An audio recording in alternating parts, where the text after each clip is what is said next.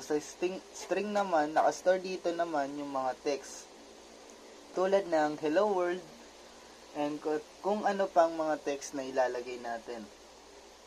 Then sa bool naman, naka-store dito is yung true or false. So, ayun lang. Sana maintindihan nyo yung sa variable types ng C# natin. So, since na explain naman na natin yung ibang data types sa site, dumako naman tayo sa examples niya. So, ito yung mga common data types, no? Ulitin ko ulit, which is integer, double, char, string, and bool. So, proceed tayo sa example niya.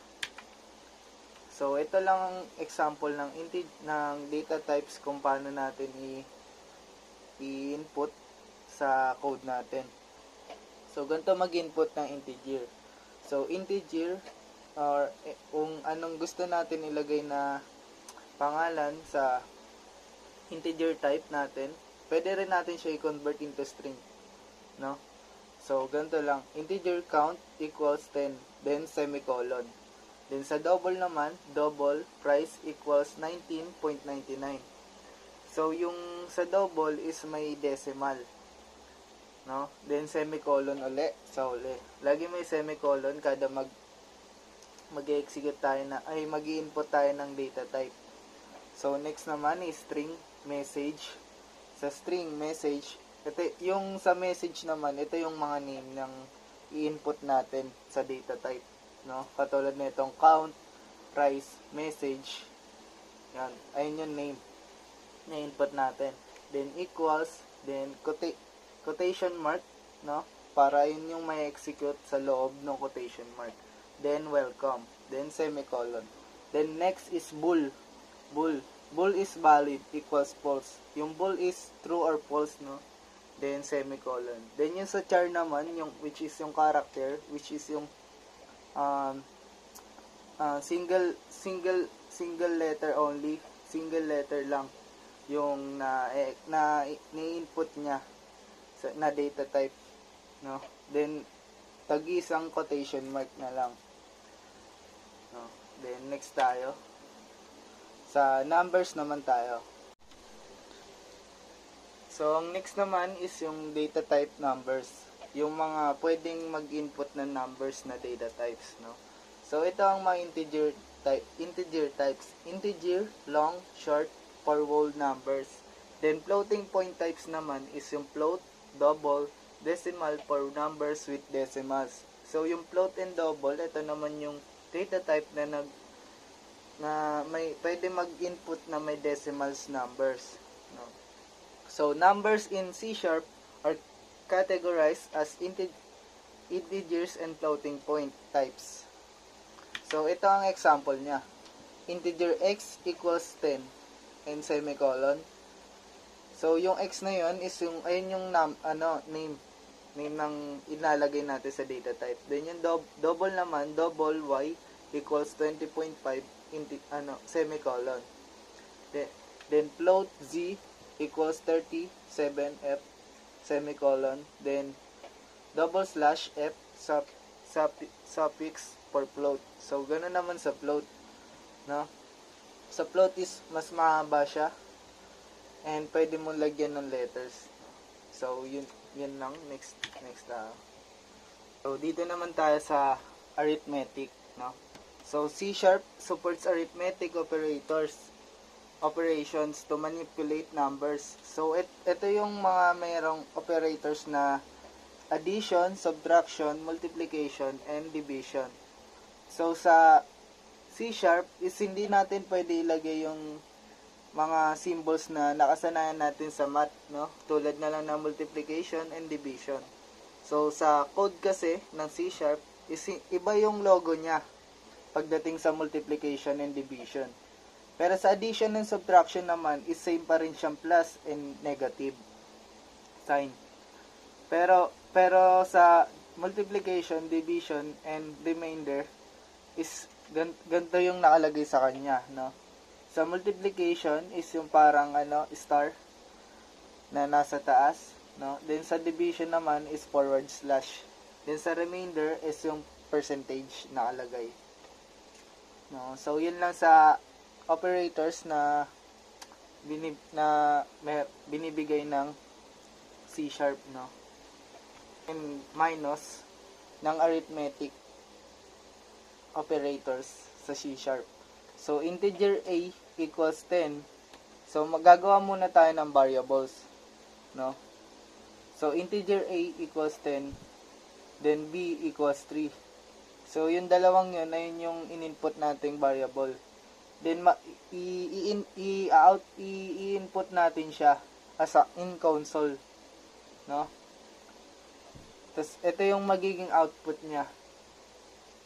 Console write line A plus B, then double slash output equals 13, no? So bali ito yung comment nung output, double slash comment yan. Then ito yung magiging output niya, yung 13. So parang yung A, which is yung equals to 10, then yung B naman is equals to B. So pag ginad natin siya, then yung kakalabasan niya 10 plus 3 equals 13. Then sa baba naman, which is yung percentage or remainder. So console.writeLine A remainder B is yung output niya is 1. So yun lang sa example nun. So dako naman tayo sa operators, no? So operators perform operations on variables and values.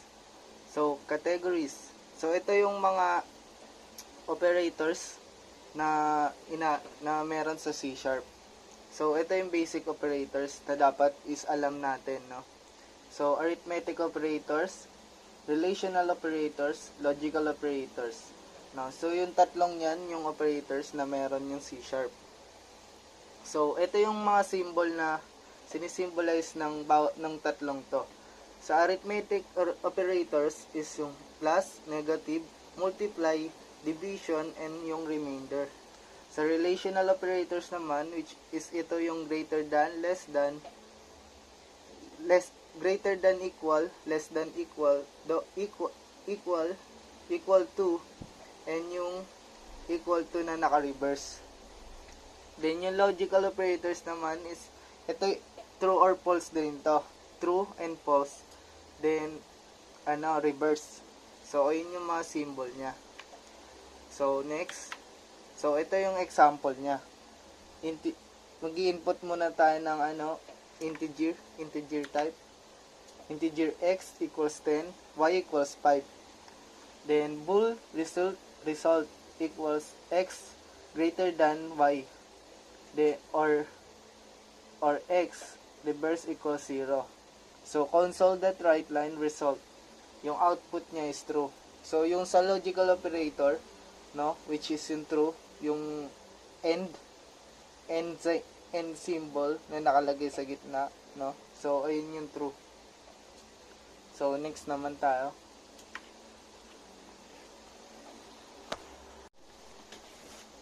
So next one is if statement naman. So ito naman yung guide na nag-execute ng block of code kung may condition. So ito yung magiging syntax niya, no? Ito yung code na nagtatanong, and yung magiging condition niya is kung kung true ba to or false. Then proceed siya sa pangalawang tanong hanggang sa tama na yung condition nung tinatanong, and ayun na yung execute yung tamang sagot. So ito yung syntax niya.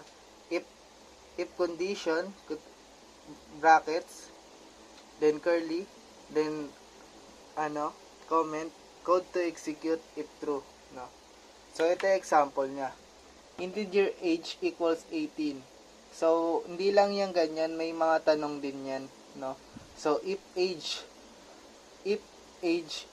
is greater than 18, greater than equal to 18, and yung parang yung tinanong niya kung pag yung age ng user ay 18, mag-output sa console is you are an adult, no? So ganun lang siya.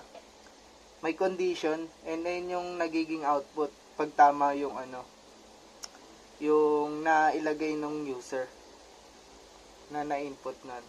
Then next naman tayo. So sa ternary operator naman tayo. So in ternary operator, ito naman yung shorthand na if else statement. So ito yung may condition na may else, no? So ito yung syntax na nagtatanong hanggang sa tumama yung mai-input ng user sa console. So ito yung tulad niya, no? Example. So variable equals condition. So yung condition na ilalagay mo, then tanong value if true. So yung lalabas ganito yung magiging condition niya, kung value if true or value niya if false, no? So if else siya. So yung if tas then else. So ito yung example niya, no? So integer age equals 20. So ayan yung variable name natin, no? Sa data type. So string result equals age greater than equal 18, or magtatanong